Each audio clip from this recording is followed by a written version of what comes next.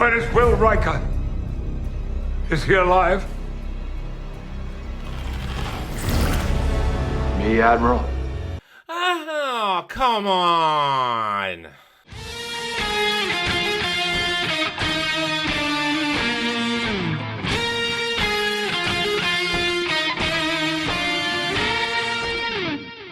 Howdy all, I'm Adam, the Renaissance Nerd, and welcome to my review of Picard Season 3, Episode 7, Dominion. The title would lead us to believe it was going to go in one direction. I thought we were going to get an entirely different kind of episode with Data returning last week. I thought we were going to get a lot of character introspection. We're going to get a lot of interaction. We're going to get a lot of Data-centric stuff today, as maybe we had Data struggling to conquer the lore half of his personality now. That was in this, but not to the extent I expected, because this episode went entirely in another direction that I did not see coming. And you know what? Thank you. I like to be surprised now and again. As a writer, a storyteller, a veteran TV and movie watcher, I can see a lot of things coming down the road. And sometimes it gets boring not being surprised anymore. But this episode, I'm going to admit, surprised me. I did not see where they were going. I thought, again, it was going to end a certain way, and it hasn't. And we'll get to that towards later on in the review. I enjoyed this episode. I'm still enjoying Picard Season 3. It is as close to Star Trek as we're going to get in these final years of it, I guess. Terry Matalas and his crew are doing an excellent job. They're doing an excellent job of hitting home, saying we're sorry, we're going to do our best to give you something that feels like what you know, remember, and love. And respect. There is respect all over this, even to the ideals of what it means to be a member of Starfleet, what it means for these characters in this episode, these original cast characters, to be faced with these situations, and they question what are our moral compasses moving when faced with these dangers. And that's what Star Trek is supposed to do. It's supposed to be an introspective show. It's supposed to make you question morality, make you think, not just pew pew pew pew, not I'm the gays now, or I'm the soys. It's not supposed to be that. It's supposed to be thoughtful, respectful, introspective, deep, have characters evolve and grow, have them behave like they're supposed to behave. And we got a lot more of that in this episode, more than I expected it. Well, not more than I expected.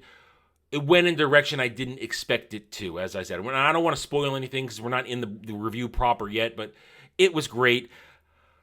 LeVar Burton gave me pretty much what I wanted for him and Data, for a Geordi and Data moment.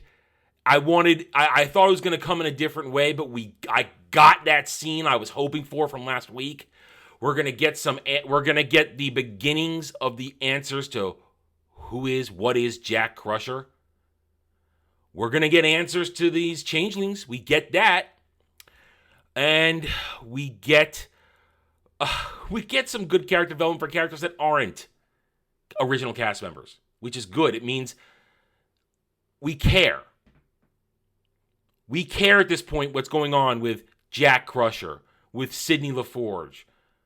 We care about these characters because you know what? They've done a good job in 7 episodes of making us care, of having them be neatly and properly interwoven to the original TNG cast.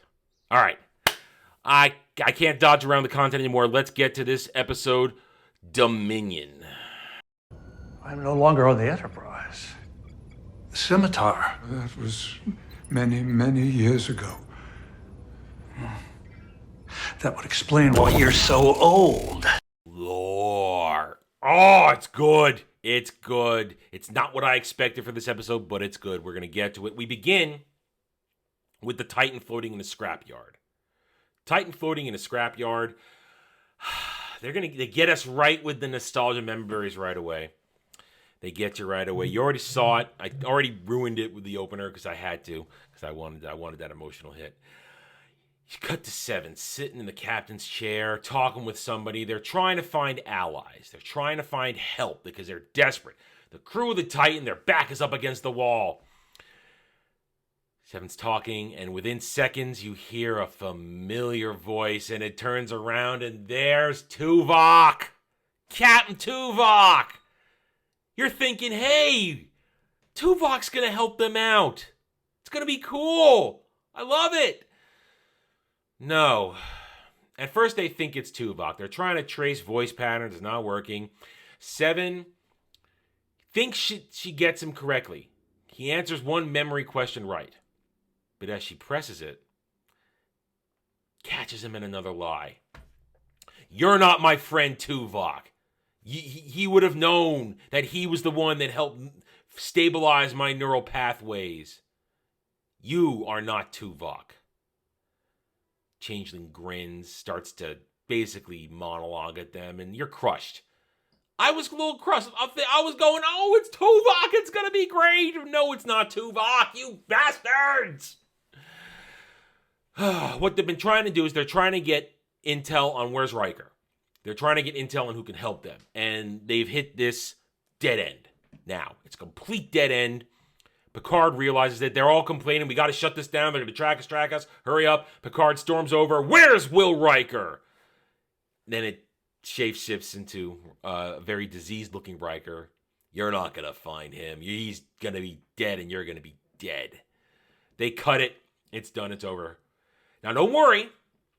During this conversation, it was revealed Tuvok is alive. You're thinking, I was thinking this too. Oh, damn, a changeling only takes somebody, usually, 9 times out of 10, when they kill him. They gank him. But no. Same as with Martok. They still need Tuvok for information, so Tuvok is alive.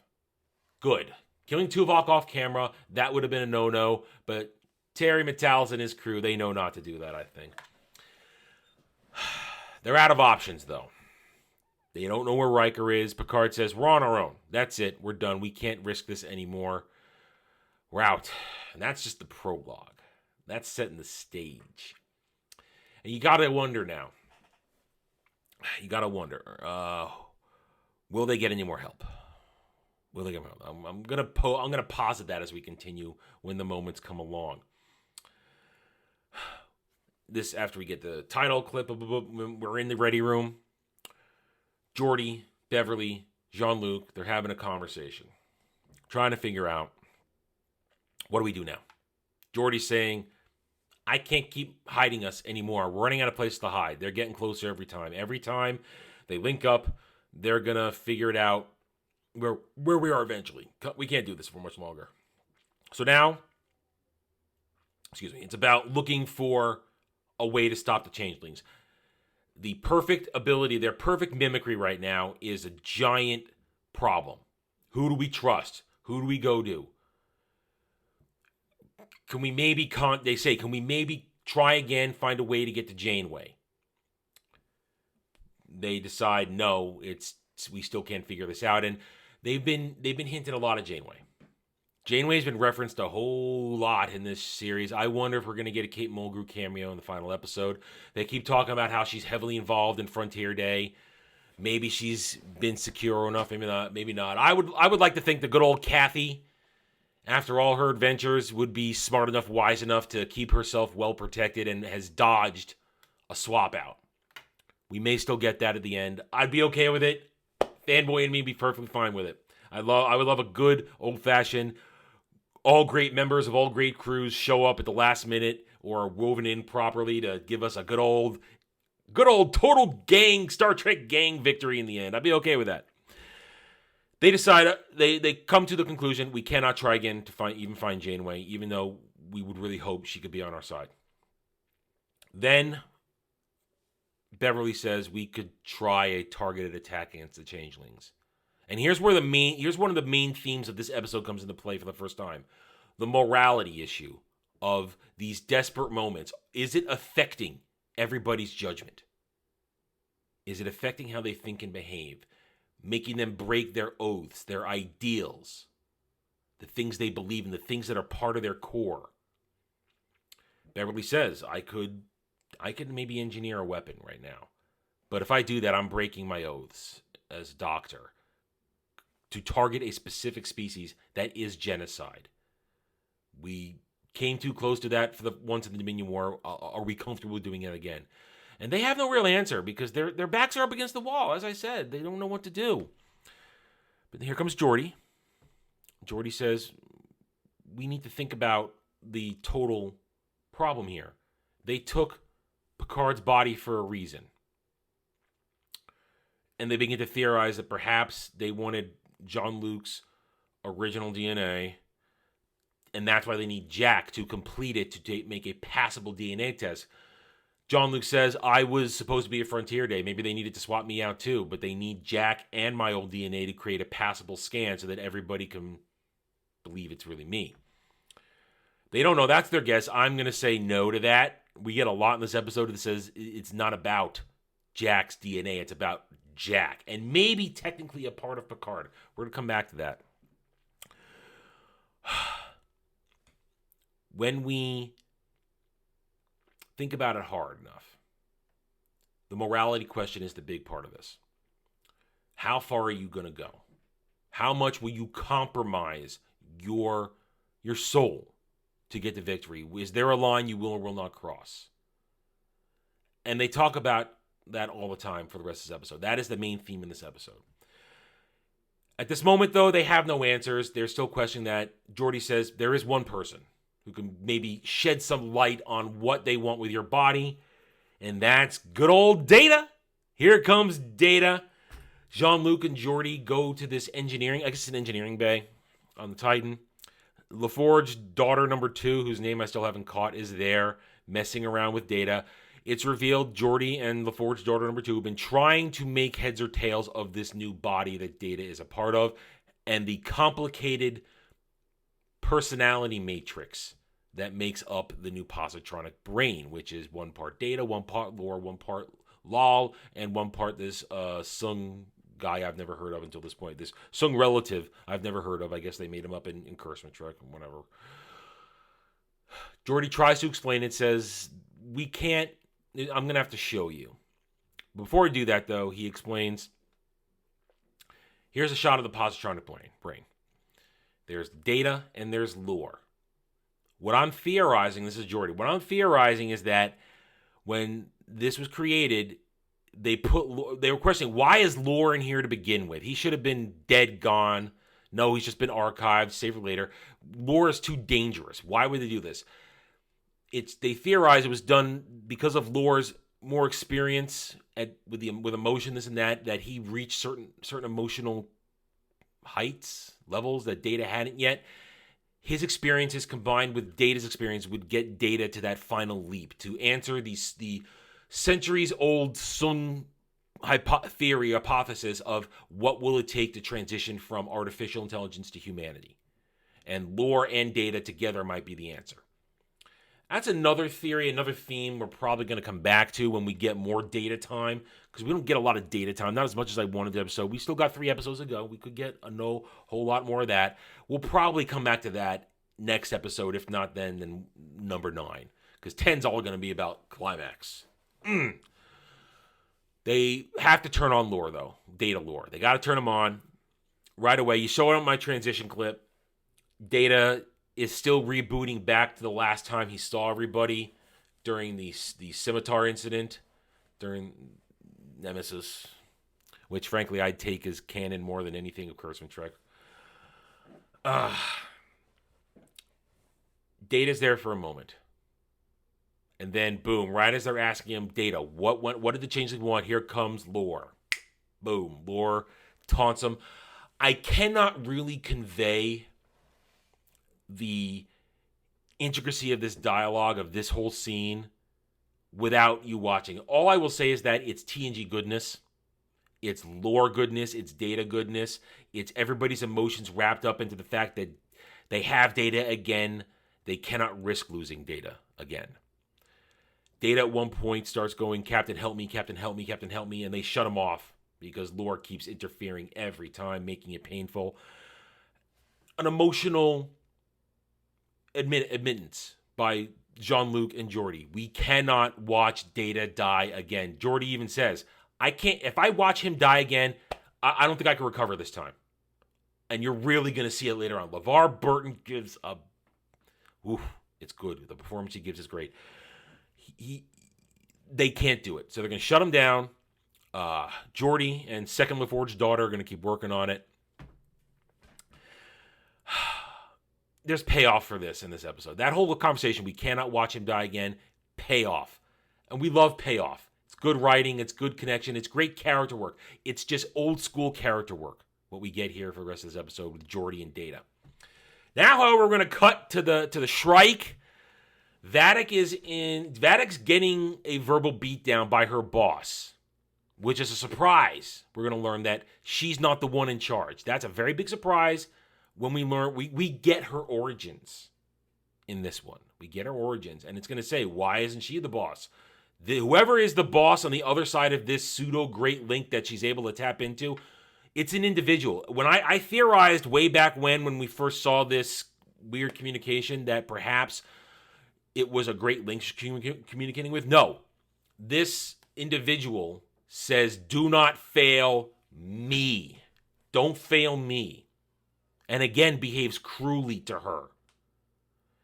It reaches through this psychic link that maybe it's a psychic great link, like I said, forces her to lose her shape. Causing her pain. Apparently we learned they're all in pain, apparently. Ooh, getting ahead of myself, excuse me. Warning her, we've got 36 hours to Frontier Day. We need Jack Crusher. He's key to everything. Get him. No excuses. Vadic has the fear, for lack of a better term, a fear of God put in her. And we cut away. We'll be back to her in a moment. Now, we get something I predicted last episode. Last episode, I said there was a little bit of, hey, wink, wink, nudge, nudge, nookie, snookie, snooking now for Jack Crusher and Sidney LaForge. Oh, and there it is. They're in a turbo lift. Jack, a little awkwardness. I think, I'm not going to say it. Jack is into her. He's totally into her. He's putting the moves on her. We know he's a ladies' man, a self-admitted ladies' man.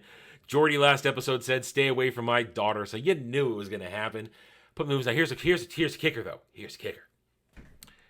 As he's putting the moves on her, he's laying it on thick. Oh, I have how big are your quarters? Mine, I managed to get a nice little large suite. Maybe you could come on over. Suddenly, he taps into her thoughts. He can hear what she's thinking. You see a little eye glow go on there. He's telepathic. What? And we hear in Sidney's mind, he's kind of cute. I could see myself doing this. He's coming on a little strong, though. Maybe if he was a little more subtle about it, I'd be more into it. Maybe he just touched my hand. And hearing that, Jack touches her hand, and she gets surprised by it. How did he know to touch my hand? She finds an escape as the turbo lift opens. She gets out, but he's staring at her. Asks, why are you staring at me? And as he's staring at her, the eye glow returns, and he's hearing all her thoughts. She's shocked. She's dismayed. She's nervous. This really shakes up Jack. We're going to cut back to the bridge because Jack is making his way to the bridge now. The bridge crew got Shaw. We got Seven. We got Picard. They're on there. The rest of the bridge crew. They're trying to figure out what do we do next when a code comes in. It's Riker's code, but it's got that prefix that says, the prefix code saying, hey, yeah, compromised. They're trying to block it out. In comes Jack. Picard says, you guys can deal with this. Jack's saying, I need to talk to you. They go talk. And we get a really good scene here. We get a little more into Jack, and we get a little more into maybe what is going on with him. Again, proving it's not syndrome. It's not aromatic syndrome. It's not. He's hearing these voices over and over again. He's before with Sidney, the veins, the door, everything was appearing behind her. There's something else going on here. Find me, the voice, find me, get me, this and that. Jack says to Jean-Luc, I can't handle this.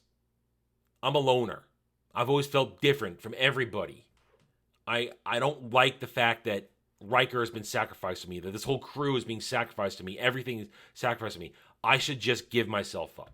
Picard says, no, this isn't your fault. It's not your fault. Jack says, yes, it is my fault. I'm different. I hear things. Picard tries to push. What do you mean hear things? Voices. What are you talking about? Before we can get that, Jack continues to spiral out, eventually saying something that gives Picard an idea. Jack admits he's all for a good fight. I'm in for a good fight, as long as it's fair, and if there is cheating, I want to be the one cheating to know that I'm going to have advantage. Then Picard gets an idea, but maybe we do have advantage. You're not a burden. You're our advantage. You're the bait. Now they're going to set the trap. And Vadic's going to spring it. He's right there. Right there. I can almost touch him. Don't you hear that? Don't you? Tick-tock, goes the ancient clock. There it is. Vadic takes the bait. The Shrike arrives, and she's melting down over it. Her prey is right there. She's feeling the heat from her boss. They know it's a trap. It's right there. You could smell it. You could taste it. And she's losing it. Oh, it's good stuff. Vadic gets a whole lot of character development in this episode. We're going to get her origins. In just a few moments, we're going to get her origins. And oh boy, it speaks to, again, the morality theme of this episode. How far are you willing to go? How far, when does somebody cross the line? Do you make your own demons? That kind of theme comes back into play here. Well, not comes into play, is reintroduced as a classic theme. Sometimes our own villains are of our own making. We'll get to that in a moment. We'll come back to it. They find the Titan. The Shrike arrives, finds the Titan in this scrap pile. There's a wrecked Vulcan ship nearby. The Titan has faked a recording that the Vulcans got taken out. They took each other out. The Titan is playing dead, for lack of a better term. Playing possum. Vadic says, okay, everybody on the shuttle, we're going over. They enter. She comes with a nice little strike team of other changelings. Right away, they do a scan. They see life forms over the place, and boom, down the corridor, here comes Jack. Jack, the bait right in front of her.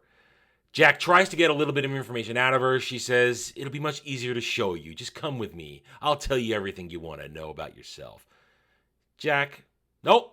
Gotta catch me first. Boom, he's out of there. Here comes the plan. The plan is this: to separate the changelings, break them down, have them play cat and mouse throughout the ship, and basically quarter them off by putting each one behind force fields. It works.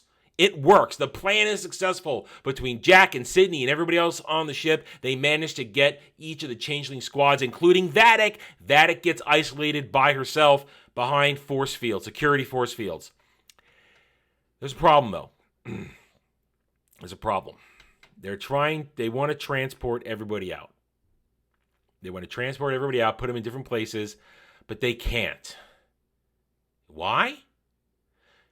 Because lore has begun to take over all ship systems. That is correct. Lore. We've got two bad guys at once for our crew to deal with. You've got lore, and you've got Vadic and the changelings.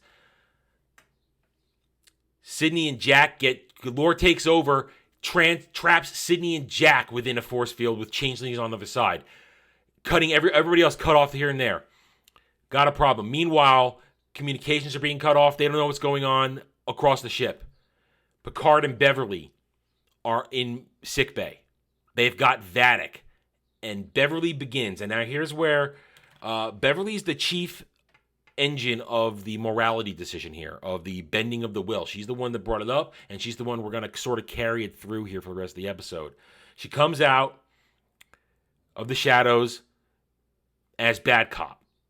Begins to try and question Vadic. Vadic doesn't take it. What are you? What is this? You're not convincing me, because I can smell. Here comes Jean-Luc behind me. He's gonna play good cop now. Okay, let's play our little game. No, let's not, because I'm bored. I'm bored with this. You two are not gonna get anything out of me that I don't want to give you. And oh, does she give it? Oh, does she give it? Here we go. We now learn about these radical changelings. I didn't see it coming, and frankly, I'm okay with it. Here's Vadic's origin. Daystrom Station was my captive home during the war. With 9 of my brothers and sisters kept on shelves. Project Proteus, they called it. Project Proteus. Picard and Beverly have started the conversation with Vadic. We're going to spend a little time here before we kick into the high gear of the intense conclusions of the episode. Picard and Beverly are trying to pick Vadic's brain. They're trying to get something out of her. They go with the Dominion War is over. Why do this? And that triggers Vadic saying, don't you talk to me about the Dominion War. Beverly, you started this. Yes, but within a moment, real war hadn't even started and you poisoned my people. You poisoned us. And some of my brothers and sisters that you saw, we were prisoners of war. We were taken to Daystrom, where your vaunted Federation, your vaunted Starfleet, your morally superior Starfleet, you conducted experiments on us because you wanted to make the super perfect, bestest ever spy. We learn that the supposedly morally right Federation and Starfleet on Daystrom, they were conducting, for lack of a better term, certain people from 1930s, 1940s Germany type experiments on people. Unlawful experiments on prisoners of war. And there's the moral question of this episode. What are you defending? And Vadic pushes back on Picard and Beverly. What are you defending with all this? Your precious Federation is rotten to the core. All you solids, you're all rotten to the core. You destroy everything you touch. Beverly counters, we haven't done anything. What did we do? We didn't destroy worlds. You destroyed worlds. You destroyed my world by poisoning us. It's a back and forth again. It's doing what Star Trek is supposed to do. Putting everything on the table and letting you, the viewer, decide what's going on here. How far is too far? We learn these experiments performed on these 10 changelings, I think if you include Vadic, that's what did the mutation. At one point, and we hear in the background, that is the original scientist that Vadic stole her image. She, at one point, pushed the right genetic button and created this succeeded in creating the super changeling that can pass all forms of identity check, all forms of verification. Problem is, Vadic regained control of herself, murdered her ass, ganked her, took her over, and Vadic is the catalyst. Vadic is source prime of this mutated changeling. And other changelings, if they link with her, can take it on. And apparently, she's in constant pain. With it comes a lot of pain, but they're so driven by their need for revenge. They're willing to do it. We don't get any more than that. Apparently, there were only 10 changelings there. Apparently, they somehow found more because we're seeing hundreds of changelings at this point. There has to be hundreds of them all over Starfleet and the Federation. She's got at least a dozen on board right now with her crew. That means there's dozens, hundreds across all of Starfleet. Which means they found a radical link. Well, a radical great link. They formed a radical great link that did not adhere to whatever piece Odo brought. They didn't want any part of it. So they found these genetically modified changelings. And one of them, that's why I said it's interesting before. It's interesting Vadic isn't the one in charge because she's the first of these new changelings. Apparently, someone else came on board that is drastically stronger than her, both in willpower and physicality, because they're in charge. Whoever that is, whoever that is across that communication link is way stronger than she is. So that's why I said at the beginning of this review, I'm surprised Vadic isn't. Now that we get her backstory, she isn't the one in charge. Maybe she's obviously broken. She's whistling the whole time. Throughout the episode, you hear her whistling Three Blind Mice. That's what her captor, this scientist who's nameless. Maybe her name was Vadic. Took her name too. Who knows? Whatever Vadic Prime was, she whistled while she was subjugating. At one point during the interrogation, Vadic asked, "Do you like symphonies?" Picard asked, "Do you have music in the Great Link?" No, but I learned it when I was a prisoner of war. All the same tune over and over. The whole time, Vadic is trying to master the whistle. This whole thing, it's her calling card when she's stalking Jack, stalking throughout the ship. And because her captor did it. And you see Vadic is mentally broken. She's a nutbag and a half. But it's deep. The morality of it is fantastic. And in a few moments, we're going to come back to this because now everything starts to take off. Lore is in more and more control of this situation. He is taking over ship systems. He's going to drop the forces. And now, one of these things about this episode, the music, the intensity of the music is perfect. The score for this episode is off the charts awesome. You can hear it in bits and pieces when I'm playing the clips today. The intensity of what's going on. It's drawing you in. I just was rewatching to get ready for making this video, and I was pulled in to watch an entire couple scenes again because the music pulled me in. The dialogue pulled me in. This excellent dialogue. You're about to get classic great character dialogue you would expect from Star Trek between two classic friends. Laura's taken over the ship now. Geordi sees that his daughter, Sydney, is trapped with Jack. They're about to go. He's begging. Laura, stop this. Don't do this. I don't care. And Geordi has one option, though. He's still got one option. Data. Data is still in there, and he makes a plea with him. And the emotion of LeVar Burton. This is what I wanted. I wanted this moment, and it wasn't the way I expected it, but I got it. Data, you made me better. You did. You made me a better man, a better father, a better friend. And when you died, it broke me. Everything is falling apart. The plan is falling apart. Lore is the monkey wrench. He is screwing it all up. Shields are coming down. And it's just chaos. Because that's what he wants. At one point, Second LaForge's daughter says, "Why is Lore doing this?" Geordi goes, "It's the chaos. He loves the chaos." But there's another thing, too. We're going to get a great line. You get a great juxtaposition now. You've got what's going on in sickbay and what's going on with Geordi and Lore Data. On one hand, Picard and Beverly are having a discussion. They realize that Vadic isn't giving them anything she doesn't want them to know. And Beverly is now questioning, how far are we going here? What are we going to do? I feel myself tipping, and Jean-Luc says, have we come so far? Are we so desperate that we're going to lose ourselves to this? That we're going to do something beyond our beliefs? He's struggling with the philosopher is struggling with this. Beverly replies, Jean-Luc, I feel my moral compass shifting. She doesn't quite say it, but you understand. Her instincts as a mother are taking over. And that's not necessarily a bad thing. That's where you question. Are you dipping away from your morality? Or are you going to a different morality? Protection of your family, which in turn protects everything.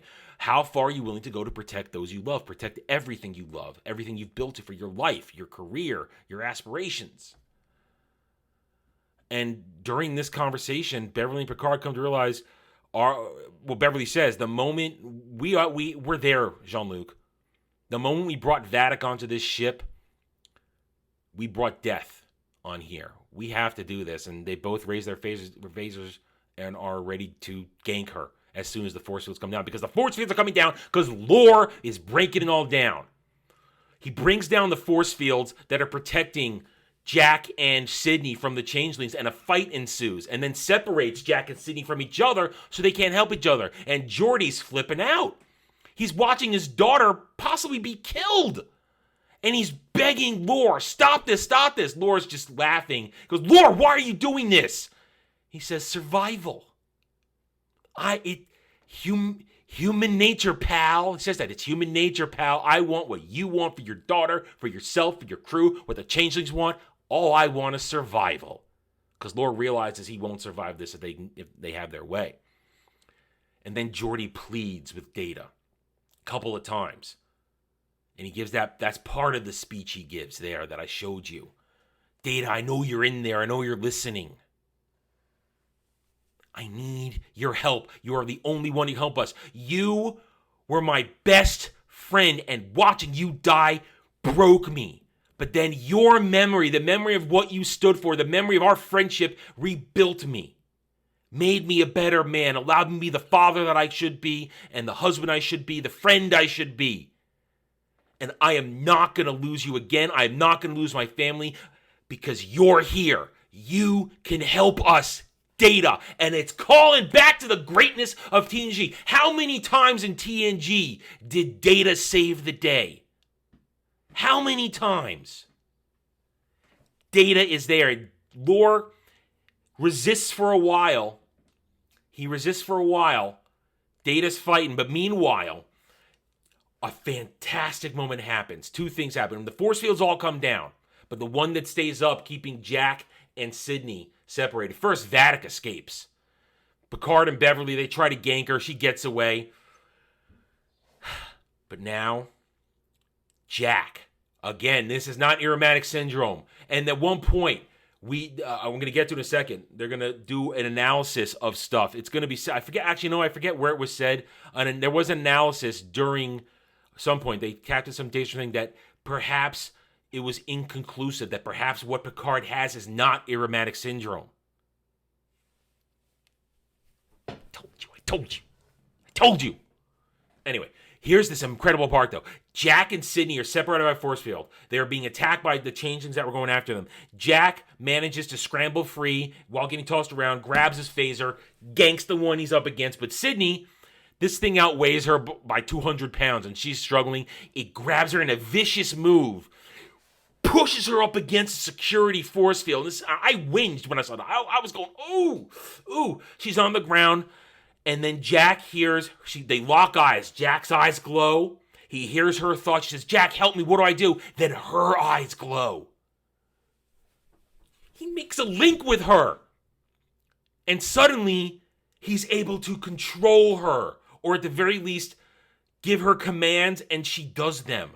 Because then in a beautiful choreographed sequence, Jack, and it's done well where it's kind of happening. You hear Jack's commands overlaid with this banger music, with the monologue of Picard, the monologue of Geordi, how you can help us, Data. It's all woven together in a beautiful tapestry of Star Trek. And Jack is moving, saying, duck, dodge, roll, left, right. And you're watching Jack does the move, Sydney does the move. Duck, swing, moving around until he rolls her over the phaser, picks it up, and she ganks. She ganks that changeling. It's awesome. You have to see it for yourself to fully grasp it.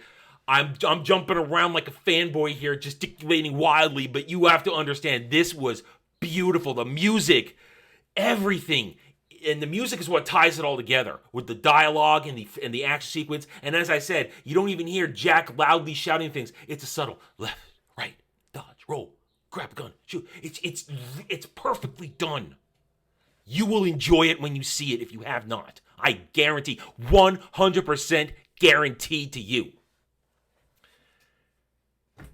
In the midst of it all, Geordi breaks through to Data. Now, let's just take a moment and understand everything that went along here. You had the morality issue. And they don't even come out and say what I said.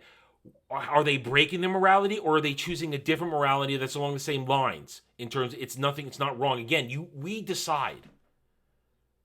Are the changelings right for what they're doing because they were tortured? They were brutalized as prisoners of war.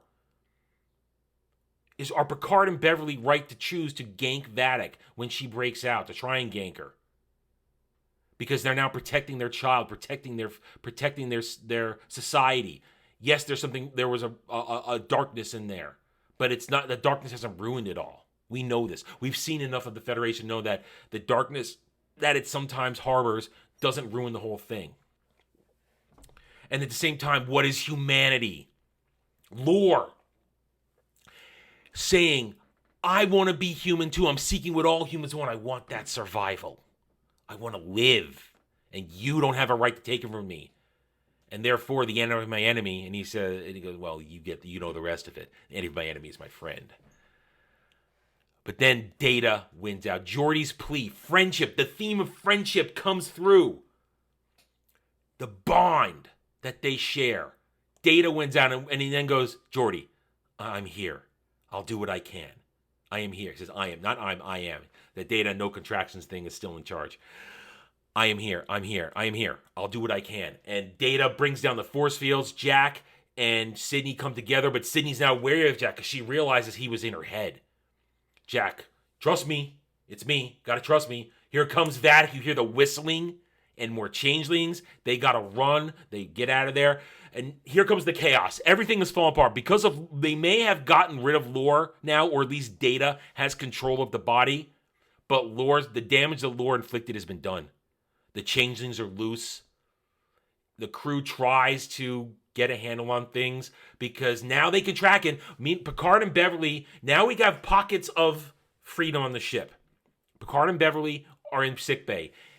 They use their knowledge by accessing the Daystrom files that a particular substance with a half-life of 100 years was used in the changelings. Now they have a way to track them. You can identify the changelings. They're tracking them. Picard and Beverly are tracking them, but it's not good enough. Shaw and his security team get overwhelmed by Vadic and one of her boys.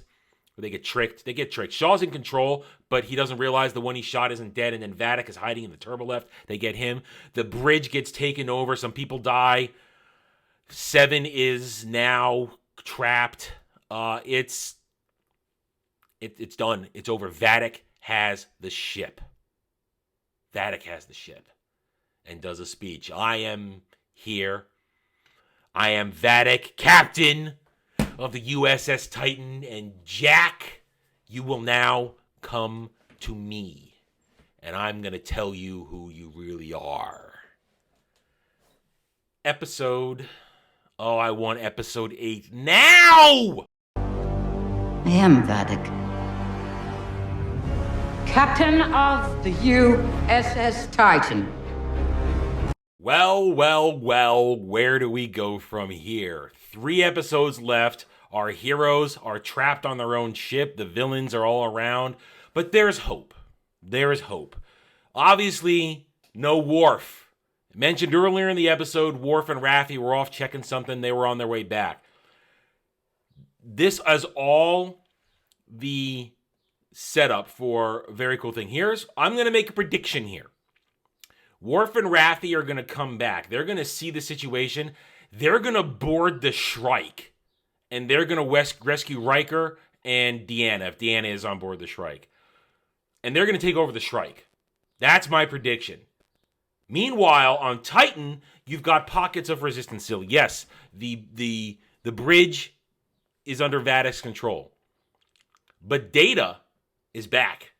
You got a shot at Data and Geordi in the engineering bay. Data and Geordi, you got the perfect combo for a wacky plan. They're together again. You're gonna get I predict we're gonna get a Data Geordi plan put into action. Data, he's jacked into the entire Titan. He can probably get control. He probably have some level of control.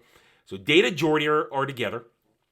You've got Picard and Beverly, Jack and Sydney in the sick bay together. So you got another team there. So we have essentially 3 teams that are going to probably facilitate the liberation of the Titan. And I can't wait. Oh, I can't wait. This episode encompassed a lot of what makes Star Trek great. Again, it's not saving anything. It's just, look what we can do if we're given the chance, is what this is. We got the morality issue.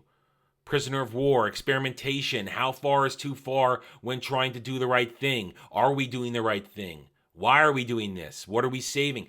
Those kinds of questions were asked, and you notice there was not a deliberate answer given. It's left to us to make decisions, to make our own feelings clear about what is right and what is wrong being done there. Character development out the wazoo. Little bit of possible new romance with Jack and Sydney, but Sydney's now on her guard because Jack can get into his mind. Jack has an ability to telepathically link and give commands, and it possibly is not him, but it comes from Picard because it wasn't aromatic syndrome, misdiagnosed. That's why they wanted his body. Whatever this is, they need this ability to. Maybe they want to turn the solids into some sort of giant zombie under command race using this ability that Jack has, that is born from Picard but manifested in Jack. Maybe it's somebody put in the comments that in my comment section of last week's review. Maybe they wanted Picard for the remnants of his Borg technology in there to make a new collective of sorts.